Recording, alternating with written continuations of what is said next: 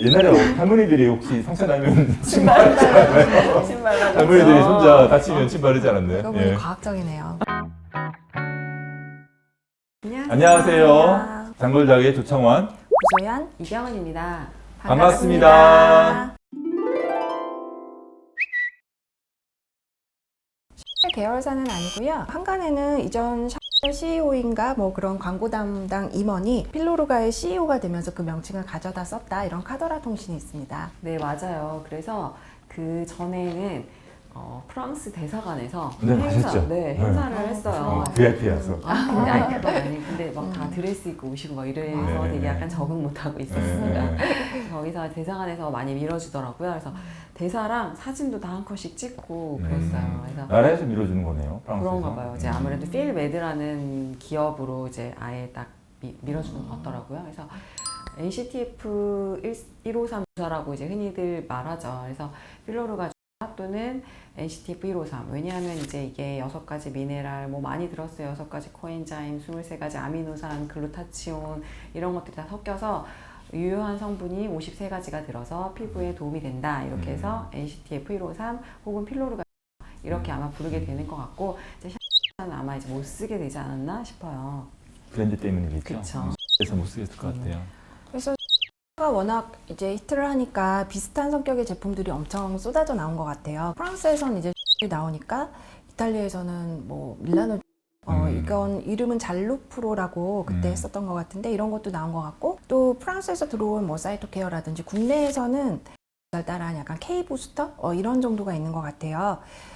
그리고 이제 여러 가지 비타민이라든지 우리가 보통 배고파로 많이 알려진 글루타치온, 이런 항산화 성분들이 세포의 대사에 아주 중요하고, 또 콜라겐 하이알루론산을 만드는데 꼭 필요한 조효소기도 하고요. 우리가 콜라겐과 이제 피부 내 히알루론산이 파괴되는 게 결국은 노화의 주범이라고 할 수 있잖아요. 그래서 이제 이런 노화 과정의 어떤 가장 한 몫을 차지하는 활성산소를 제거시켜주는 시스템이 바로 뭐 비타민 C라든지 글루타치온 이런 것들을 이제 말씀드릴 수가 있는데, 보통은 이제 늙지 않기 위해서 쓰는 비타민 C의 농도가 중요하다는 건 사실은 대부분 좀 알고 계실 거예요. 그래서 일반 화장품에는 농도가 높지 않죠. 그렇죠. 너무 낮아서 낮아요.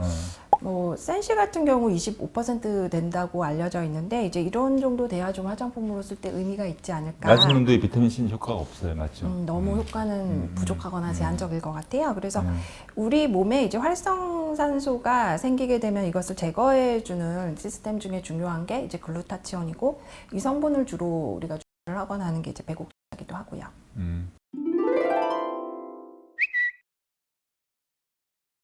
태반에서 추출하는 거는 예전에 이제 일본에서 직수입됐던 어떤 메르스몬, 메르스몬. 일본어니까 메르스몬 아니에요, 메르스몬. 네. 죄송합니다. 그리고 한국에서는 그때 이제 라인액이라고 있었던 것 같아요. 그래서 지금도 있죠, 사실. 그래서 이런 태반 추출물로 만든 주사제가 있기는 한데, 뭐 이게 아기주사는 아니고, 보통 이제 아기라고 하면은 세포가 이제 활발한 활동을 하게 하는 그 단백질을 만드는 데 필요한 뭐 아미노산이라든지 미네랄, 비타민, 항산화 성분, 이제 이런 것들 이외에 또 플러스로 여러 가지 이렇게 성분이 함유되어 있는 것들을 말하고, 피부 재생을 위한 줄기세포, 그리고 이제 어떤 만들어내는 피부에 좋은 환경을 만들어내는 토대인 스캐폴드, 그리고 서로 간의 신호를 주고받는 신호 전달 물질, 이렇게 3가지가 함유돼 있어야지 뭐 좋은 스킨 부스터 라고 할 수 있고, 이것을 힐링 트리니티라고 합니다. 우리가 이제 그러니까 영원히 젊어 보이기 위해서 이제 그 사람들이 항상 이제 궁극적으로 뭘 좋게 해야 되느냐 이렇게 했을 때, 결국 이제 우리 콜라겐 히알루론산 만드는 파이브로블라스트를 이제 젊게 만들면 되지 않냐.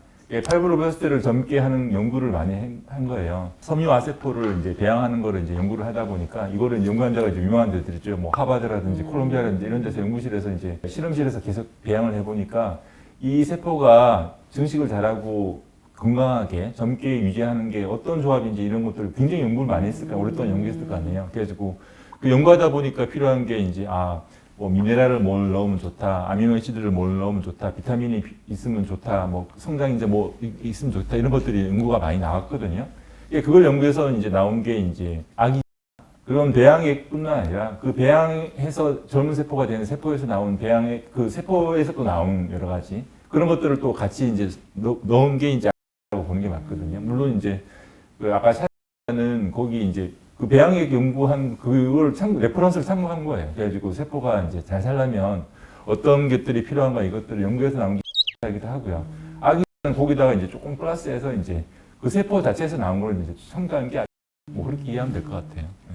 맞아요. 그리고 그런 것도 있어요. 귀 뒤나 겨드랑이나 이런 데서 아예 이제 조직을 채취하는 거죠. 그래서 조직을 젊은 세포. 그렇죠. 네. 거기서 조직을 아예 채취를 해서 거기서 섬유 아세포를 추출을 해서 그거를 배양해서 하는 방식도 있어요. 그래서 S바이오메딕스라는 회사에서 그렇게 하고 그렇죠, 있는데 그렇죠. 이제 그거를 한 12주 이상 배양을 해서 거기서 추출해서 그거를 직접 형태로 시술을 하기도 하고 또 그 회사에서 그렇게 섬유 아세포를 배양하다 보니까 그 배양액을 가지고 여러 제품을 만드는 거죠. 그래서 큐티셀이라는 제품도 있고 또 그 중에서 특별하게 신호전달 물질만 더 많이 배양을 해서 그걸로 동결건조 방식으로 만든 오리진 100이라는 제품도 있고 정말 다양한 제품들이 있더라고요. 그 성장인자의 비율을 높인 거죠. 그쵸. 네. 비율을 왜냐면 높인 비싸니까. 거죠. 맞아요. 비율을 높이면 비싸지거든요. 이게 다. 네. 그래서 그 자가 섬유 아세포 시술인 큐어 스킨을 이제 초창기에 저희 병원에서도 사용을 하긴 했었는데 사실 개념 자체가 팬시하고 뭐 다른 것이 아닌 내 거를 떼서 배양을 한다는 게 굉장히 흥미롭고 또 효과도 기대가 되기 때문에 중국에서 많이 왔죠. 뭐 엄청 해외 많이 왔어. 환자들도- 중국 부자들이 와 이거 내가 젊어질 수 있겠다 싶어가지고 꿈을 가지고 막 많이 왔었어요. 네, 뭐 맞아요. 꿈을 가지고 오셨고 네, 또 뭐 한국 분들도 이제 많이 하셨는데 네. 사실은 시술 가격이 비싸다는 부분도 있고 그리고 좀 배양하는데 시간이 오래 걸렸어요. 한 12주까지도 걸렸던 것 같아요. 그러다 보니까 또 이제 그 환자가 오는 시기에 맞춰서 그 배양한 것을 또 이제 약간 가공해서 이렇게 할 수 있게 뭐 준비를 해야 되는 그런 절차가 있는데 이게 예약 스케줄이 딱 맞아야 되고 이러니까 사실 좀 불편하기는 하더라고요. 그래서 약간은 굉장히 뭐 인기가 있어서 많은 사람들이 하기에는 조금 더 뭐 가격적인 부분도 그렇고 불편한 점이 고급스럽지만 약간 좀 그렇죠. 받기 힘든, 예, 좀 까다, 아무나 하기엔 좀 까다로운. VVIP VV 할 때만 할 수 있는 거예요. 아무나 그렇지. 받을 수 없네요. 예. 예.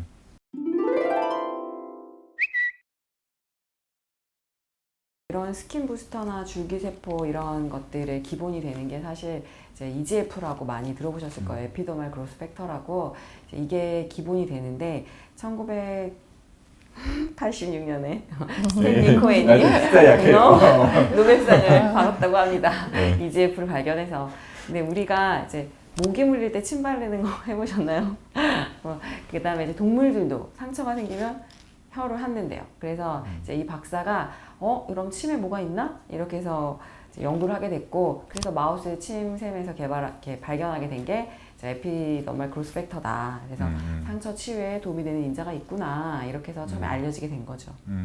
옛날에 할머니들이 혹시 상처 나면 침 바르잖아요. 침 발라줬어. 할머니들이 손자 다치면 침 바르지 않았나요? 그거 보니 과학적이네요. 예, 그 근거가 사실은 본능적으로 아는 거지만 그 침 성분에 EGF가 있긴 있는 거예요. 예. 그래서 EGF를 만약에 이걸 국소적으로 도포한다 그러면 이제 수용체랑 바로 10초 안에 이제 결합을 하게 된다고 해요. 그래서 이제 상처가 처음에 재생되는 과정에 보면 여러 가지 그런 염증이나 증식 단계, 성숙 단계 이런 단계들 거치게 되는데 이 모든 상처 치유 단계에서 작용하는 게 EGF라고 하죠. 그래서 상처가 났을 때 EGF가 많이 함유된 크림이나 이런 것들을 바르게 되는 것도 다 이유가 있는 거죠. EGF가 근데 비싸요. 그쵸.